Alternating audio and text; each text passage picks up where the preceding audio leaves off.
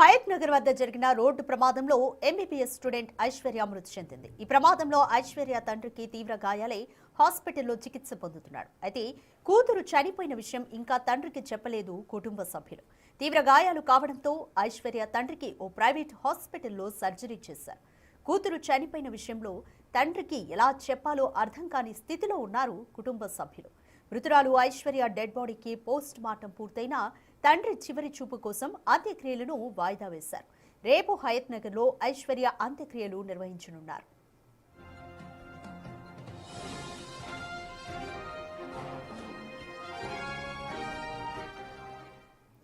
మహబూబ్ నగర్ లో MBBS second year సంవత్సరం చదువుతున్న ఐశ్వర్య తండ్రితో కలిసి హయత్ నగర్ ఆర్టీసీ కాలనీ వద్ద నిన్న రోడ్డు దాటుతూ ఉండగా ఈ ప్రమాదం చోటు చేసుకుంది. ఎల్బీ నగర్ వైపు నుంచి అతి వేగంగా దూసుకొచ్చిన కారు ఆ తండ్రి కూతుళ్లను బలంగా ఢీకొట్టింది. రోడ్డుపై ఎగిరిపడిన ఐశ్వర్య అక్కడికక్కడే మృతి చెందింది. తండ్రికి తీవ్ర గాయాలయ్యాయి. కూతురు మృతి చెందిన విషయాన్ని తండ్రికి ఎలా చెప్పాలో అర్థం కాని అయోమయ స్థితిలో ఉన్నారు కుటుంబ సభ్యులు. పోస్ట్ మార్టం పూర్తయిన ఐశ్వర్య డెడ్ బాడీ ఇంకా ఉస్మానియాలోనే ఉంది. ఉస్మానియా మార్చి నుంచి మోర్ డీటెయిల్స్ మా ప్రతినిధి సుజాత అందిస్తారు.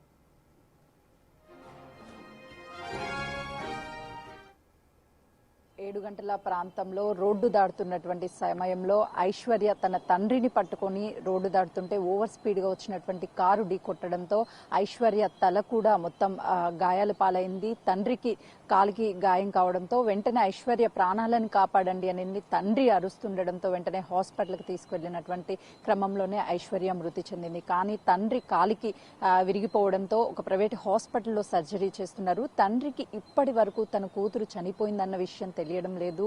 తన దగ్గరికి వెళ్ళిన ప్రతి ఒక్కరికి కూడా నా కూతుర్ని కాపాడండి, ఎంత ఖర్చైనా పర్లేదు, ఇల్లు అమ్మడంతో పాటు ఊర్లో ఉన్నటువంటి భూములన్నీ అమ్మేసైనా సరే నా కూతుర్ని కాపాడుకుంటాను అని చెప్పి తన దగ్గరికి వచ్చిన ప్రతి ఒక్కరితో చెప్పడంతో ఆ కుటుంబ సభ్యులంతా కూడా అసలు ఏం జరిగింది, ఐశ్వర్య లేదు అన్న విషయాన్ని చెప్పలేకపోతున్నారు. ఈ రోజు ఐశ్వర్య అంత్యక్రియలు చేయాల్సి ఉంది. కానీ తండ్రికి సర్జరీ అవడంతో తనని బయటికి తీసుకురాలేనటువంటి పరిస్థితిలో ఉన్నారు. కానీ ఈ టైంలో తన కూతురు లేదన్న విషయం చెప్తే తండ్రి తట్టుకోలేరని కుటుంబ సభ్యులు చెప్పే ధైర్యం చేయలేకపోతున్నారు. ఇప్పటికీ ఇక్కడ మనం ఉన్నటువంటి ఉస్మానియా మార్చరీలోనే ఐశ్వర్య మృతదేహం ఉంది. నిన్న సాయంత్రమే పోస్ట్ మార్టం పూర్తి అయినప్పటికీ ఇంటికి తీసుకువెళ్లడానికి తండ్రికి చివరి చూపు నోచుకోలేనటువంటి పరిస్థితిలో ఉంటాడు. కాబట్టి రేపు ఉదయం అంత్యక్రియలు చేయడానికి అటు కుటుంబ సభ్యులు ధైర్యం చేసే ప్రయత్నం చేస్తున్నారు. తన తండ్రికి చెప్పిన తర్వాత తనని తీసుకొచ్చి తనతోనే తన కళ్ళ ముందే అంత్యక్రియలు పూర్తి చేయాలని చెప్పేసి కుటుంబ సభ్యులు భావిస్తున్నారు. ఎందుకంటే నిన్న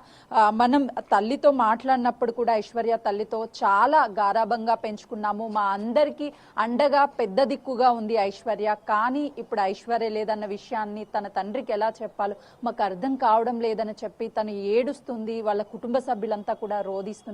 మరోవైపు ఏడాది క్రితమే ఐశ్వర్య అన్నకి రోడ్ యాక్సిడెంట్ జరిగి గాయపడ్డాడు. అప్పుడే నేను డాక్టర్ని అవుతానమ్మా, అందరినీ చూస్తానని చెప్పినటువంటి ఐశ్వర్య ఈరోజు తండ్రి కోలుకోలేనటువంటి పరిస్థితిలో ఉన్నాడు. ఐషు ఒక్కసారి రామ్మా, మీ నాన్న కోసము డాక్టర్ అవుతా అన్నావు అన్న కోసం, ఈరోజు నీ తండ్రి కోసం రాని ఆ తల్లి రోధిస్తుంటే అందరినీ కలిసివేస్తుంది.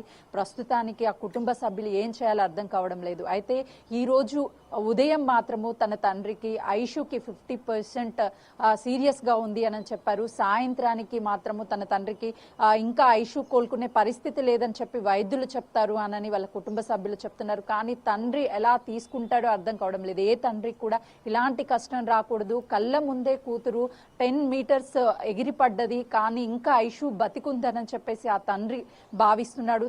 ఐషు లేనటువంటి జీవితం మాకొద్దు అని తల్లి అన్న రోధిస్తున్నారు. కుటుంబం అంతా కూడా కన్నీరు మున్నీరు అవుతున్నారు. ఇప్పుడు ఎలా అయినా సరే పోయినటువంటి ఐశ్వర్యాన్ని మేము తిరిగి తీసుకొచ్చుకోలేము, కనీసం తన తండ్రినైనా కాపాడుకోవాలి అని చెప్పేసి కుటుంబం అంతా తీవ్ర ప్రయత్నాలు చేస్తుంది. అసలు సిచ్యువేషన్ ఊహించుకోవడానికే చాలా బాధనిస్తుంది. ఎందుకనంటే ఆ తండ్రి నా కూతురు అక్కడ ఉంది అని చెప్పేసి క్షేమంగా ఉంది అని భావిస్తున్నాడు. కానీ ఐశ్వర్య చనిపోయింది అన్న విషయాన్ని ఎలా జీర్ణించుకుంటారు తెలిస్తేనే కుటుంబ సభ్యులు ఊహకు కూడా అందడం లేదు. అందుకే చెప్పే ధైర్యం చేయడం లేదు.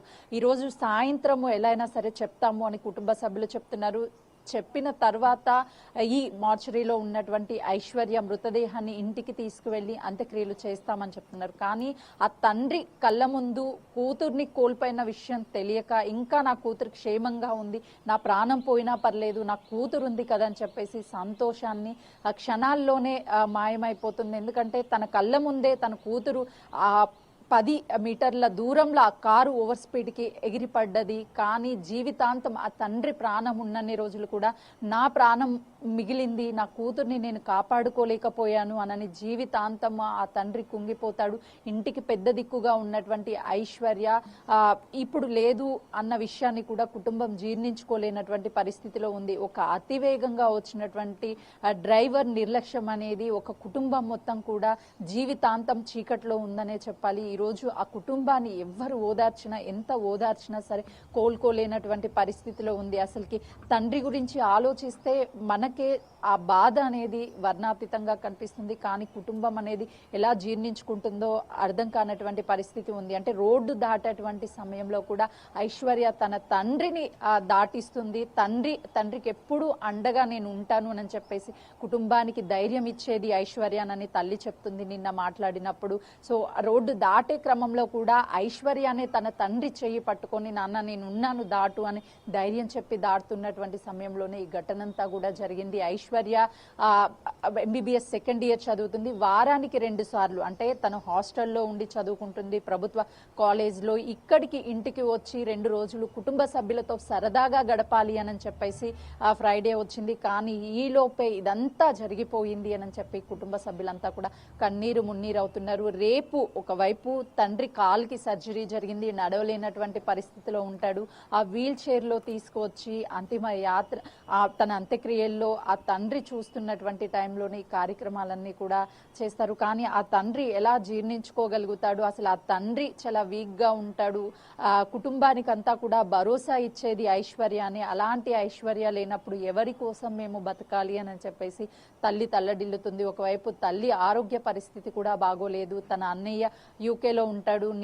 నిన్న బయలుదేరినప్పటికీ ఈరోజు తెల్లవారుజామున 4 గంటలకల్లా హైదరాబాద్కి తన హయత్ నగర్ స్వగృహానికి చేరుకున్నాడు. ఈరోజు ఒకవైపు తన తండ్రి పరిస్థితి బాగోలేదు, మరోవైపు కళ్ళ ముందే చెల్లి అలా మార్చరీలో ఎవరూ లేనటువంటి అనాథగా ఉండడాన్ని కుటుంబం జీర్ణించుకోలేనటువంటి పరిస్థితులు అయితే ఉందనే చెప్పాలి. ఇలాంటి పరిస్థితి ఏ కుటుంబానికి కూడా రావద్దు అని చెప్పేసి అటు ఐషు కుటుంబ సభ్యులు చెప్తున్నారు. దాంతో పాటు వాళ్ళ బంధువులు కూడా ఐశ్వర్యాన్ని మేము రెగ్యులర్ గా చూస్తాము, ఇంటికి పెద్ద దిక్కుగా ఉంది, ఈ రోజు ఐశ్వర్య లేకపోతే ఆ కుటుంబం ఎలా బ్రతుకుతుందో మాకు అర్థం కావడం లేదు అని చెప్పేసి బంధువులు ఆ చుట్టుపక్కల ఉన్నటువంటి వాళ్ళంతా కూడా ఐషు ఒక్కసారి రామ్మా అని పిలుస్తుంటే గుండెలు అలిసేలా ఆ తల్లి ఏడుస్తుంటే ఎవ్వరు కూడా ఆ రోదన్ని చూసి ఓదార్చే ప్రయత్నం చేస్తున్నాయి.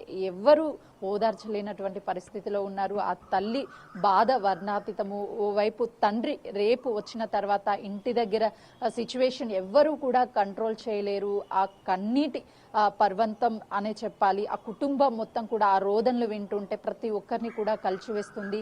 ప్రస్తుతానికి ఇంకా ఐశ్వర్య పోస్ట్ మార్టం పూర్తి అయినప్పటికీ కూడా రేపు వాళ్ళ తండ్రికి ఆఖరి చూపు చూపించడానికి ఇంకా ఇక్కడే ఫ్రీజర్లో స్టోర్ ఉంచారు ఐశ్వర్య మృతదేహాన్ని. కానీ కుటుంబ సభ్యులు ఇక్కడికి రావాలి, మా ఐశ్వర్యాన్ని తీసుకువెళ్ళాలి అని చెప్పేసి ప్రయత్నం చేస్తున్నారు. కానీ తండ్రికి చెప్పే ప్రయత్నంలో మాత్రము ధైర్యం సరిపోవడం లేదు అని చెప్పేసి కుటుంబ సభ్యులు చెప్తున్నారు. ఓవరాల్ గా చూసుకుంటే ఈ ఘటన అయితే అందరినీ కలిచివేస్తుంది. ఒక ఓవర్ స్పీడ్ వల్ల ఒక కుటుంబానికి చీకటి రోజుని నిన్న మిగిల్చిందనే చెప్పుకోవచ్చు. Radhika. Right, thank you Sujatha.